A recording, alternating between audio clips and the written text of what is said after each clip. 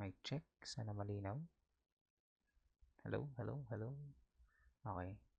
So, naisip ko lang, naalala mo yung mga bata pa tayo? Mga panahon na batang nyagit pa lang. Parang kailan lang, no? Nasa gitna lang tayo ng mga kalsada ng mga kaibigan natin na dyan lang din nakatira. Naglalaro ng patintero, tagu-taguan, tumbang preso. Tapos may iba pa rin na nagbubugahan ng sago. Alam mo, bibili ka ng palamig, tapos may mga sago. Paparamihan mo pa yung sago para lang makipagbugahan ka. Tapos naalala ko nga nun, may mga laro pa na naghahabulan talaga yung mapapakalmot ka na lang sa kalaban mo. Yung larong Block 1 to 3X, yung kailangan iwasan mo yung taong hahabol sa'yo. Ay wow, may pahugat. Pero ang naalala ko nun, parang kahit marinig na lang yung word na X okay na eh. Tapos yun, syempre, takbo dyan, takbo dito. Nga lang, ang sarap lang isipin talaga. Kasi, ewan ko, nakakamiss talaga. May mga times nga talaga na papaalala ka na lang sa mga ganito. Kagaya ng kapag may naburot, aasarin panalo. May maiiyak, may maaasar, may mapipiguan pa talaga, tapos umaabot talaga sa suntukan. Tapos ito naman, may mga kaibigan naman tayo na sobrang nangungonsinti talaga eh. Susulsulan pa sila na magsuntukan talaga. Napakasira ulo. Ang reminiscing, no? Mga ganong events na nangyari sa atin nung mga batang higit pa lang tayo. Minsan nga kapag naapektuhan ako sa mga nangyayari, ang madalas na iniisip ko na lang instead of halimbawa kapag na-stress ako sa klase, instead of taking my life, ang iniisip ko na lang talaga is ang nangyari sa akin nung bata ako. Yun yung mga isa sa mga iniisip ko para mawala yung stress ko sa buhay. Kasi halos lahat sa atin ng mga panahon ng mga bata pa tayo, sobra talaga yung ka-inosentihan natin eh sa mga bagay-bagay. Iyak lang tayo kapag may nang-away sa atin. Matutuwa na nga tayo kapag may naburo tayong kalaban. Tapos ngayon, matutuwa at iiyak na lang tayo dahil sa problema natin sa buhay. Yung mga sobrang close pa nga natin mga kaibigan na nagkanya-kanya na rin. May mga nanatili pa rin naman pero madalas laging busy. Siyempre, ganun din naman tayo sa sarili natin, di ba? At hindi naman maliit ang chance na ganun din ang mabanggit nila kung sakali man na ang tatanungin sila kung nasan ba yung mga childhood friends nila. Pero kung iisipin natin, ganun din para talaga ang realidad, ano? Sabi nga sa kanta ni Onyx Salonga, aking iiwan ang pagkabata, aking hangarin ay hahanapin. Yung full video or full lyrics na sa description.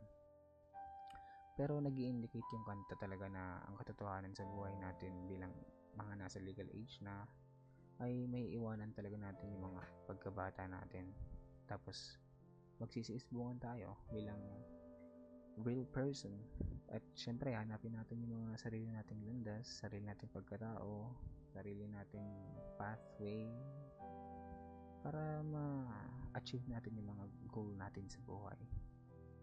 Dito natin lalo mararamdaman na sobrang complicated pala talaga ng buhay, no?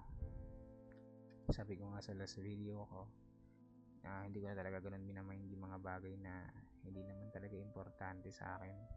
Kasi alam mo yun, why would you mind things na hindi naman ganun ka-importante at nagbibigay lang din naman ng complication sa'yo? Para saan pa, diba? I don't know, sa akin lang ba? Tayo mga teenagers or mga nasa legal age na kasi mas lalo tayo na-i-involve sa mga bagay-bagay.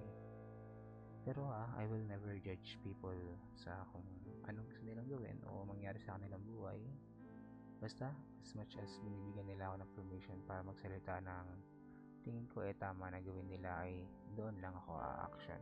Hindi naman kasi ako yung tipo ng tao na talagang i-interrupt ko sandali yung buhay mo para lang pagsabihan na para pagsabihan ka na dahil para sa akin nagkamali ka, ganun.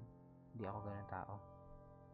As much as possible nga talagang pinakikiramdaman ko yung mga tao na nasa paligid ko, bata man o matanda.